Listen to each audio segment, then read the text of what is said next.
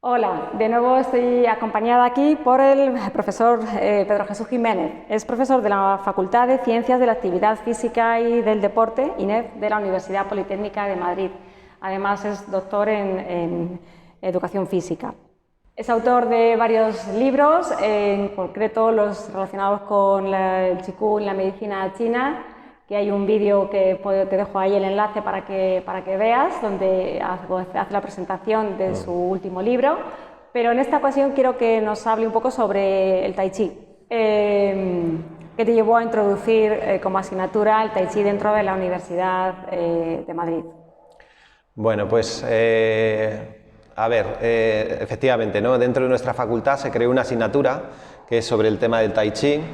Es verdad que quizá fue gracias a que en su momento yo, cuando opté como profesor titular de la universidad, pues uno de mis perfiles fue el tema del Tai Chi, ¿no? Entonces yo creo que era la oportunidad, además de esa asignatura, ¿no? Del poder impartirla, y que el alumnado, ¿no?, nuestro de Facultad de Ciencias del Deporte, de Ciencias de la Actividad Física y el Deporte, pues también puede acercarse a estas prácticas que a veces para ellos también son desconocidas, porque estamos más a veces en un deporte, como digo yo, de cultura más occidental, y a veces nos falta una visión más global de la práctica de actividad física, ¿no? Eso fue una de las cosas que llevó. Y el alumnado que se sorprende al encontrar una actividad de ese tipo, porque son gente joven que igual viene de otras especialidades o que tenga otras especialidades, ¿no? Sí, y ese es mi reto, ¿no? Es decir, la gente cuando viene, claro, viene de prácticas deportivas de todo tipo, pero sobre todo, como digo, dentro de las que conocemos nosotros, el baloncesto, el fútbol, el piragüismo incluso, etcétera.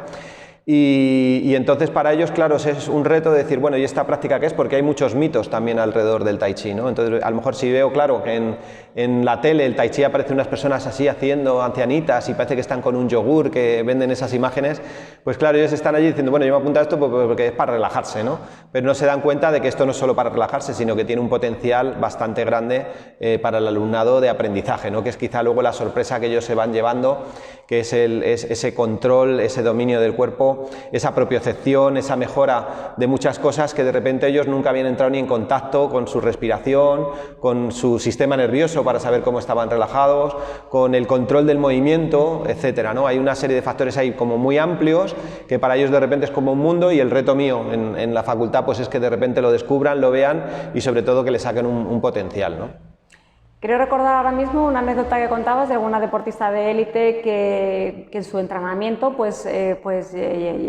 llegó hacia la facultad y le diste alguna pista o pauta que mejoró a nivel de su relajación de hombro en el saque o algo. Pues. Sí, a ver, he tenido en clase gente, ¿no?, que a lo mejor, por ejemplo, un piragüista, me acuerdo en su momento que en un momento dado el trabajo que hicimos de propiocepción, de relajación del hombro y tal, él mismo reconocía en clase que luego a la hora de hacer, ¿no?, la palada, de clavar la pala ahí en el agua, ¿no?, para coger la lámina de agua, pues que realmente había ganado muchísimas sensaciones y que eso le venía bastante bien, ¿no? Y luego en particular, pues es verdad que tuve la suerte de poder trabajar con la Federación Española de Bádminton, y a través de prácticas y ejercicios de Tai Chi, pues enseñar técnicas que, como digo yo, la sorpresa era grande, ¿no? Porque, por ejemplo, trabajamos la velocidad de reacción haciendo Tai Chi, ¿no? Y la gente dice, pero ¿cómo puede ser que velocidad de reacción haciendo Tai Chi?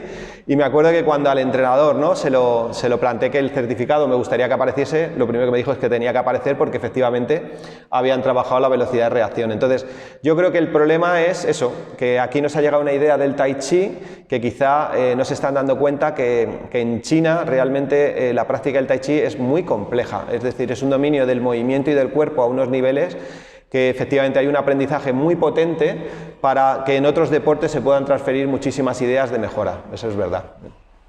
Pues me parece realmente interesante, porque claro, recuerdo que cuando queríamos un poco también relacionar el tema del I Ching Ching, el tema de la precisión y rapidez en movimiento, sobre todo son movimientos precisos, creo que mencionabas también el tiro con arco, son movimientos en los que el cuerpo tiene que tener componente de relajación y de estructura en tendones, y eso pues en Oriente sí que se trabajaba, ¿no?, de alguna manera. Sí, a ver, o sea, yo creo que claro, hay deportes que por su propia práctica relajada y el formato que tiene, ¿no?, más propioceptivo, ¿no?, o más cinestésico, ¿no?, de sensación del movimiento, de sensación de posiciones del cuerpo, posiciones articulares, ¿no?, etcétera.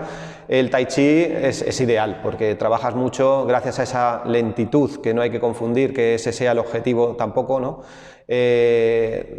Pues lo mejora, ¿no? Pero también va para otros deportes que a lo mejor sean más potentes. Yo me acuerdo en rugby también que tuve un alumno donde le enseñaba cómo relajándome pues no me movía, ¿no? Y él era de la selección española de rugby y tal, y decía, pero Pedro y tal, yo diga, mira, y encima si te hago esto, te vas para allá. Y decía, esto me interesa muchísimo en el juego, porque yo tener esta posibilidad de anclarme bien en el suelo cuando me llega otro jugador y encima tener la posibilidad de tener el control para sacarle fácilmente, pues en el juego podría ser muy interesante y es algo a investigar. Este chico, la verdad es que también era muy interesante porque se dedicó luego mucho también a todo el tema de, pues, del masaje, de la fisioterapia, etcétera, y bueno, pues su visión es verdad que a lo mejor también era mucho más acertada o más lúcida a la hora de ver las posibilidades de utilización del tai chi, ¿no?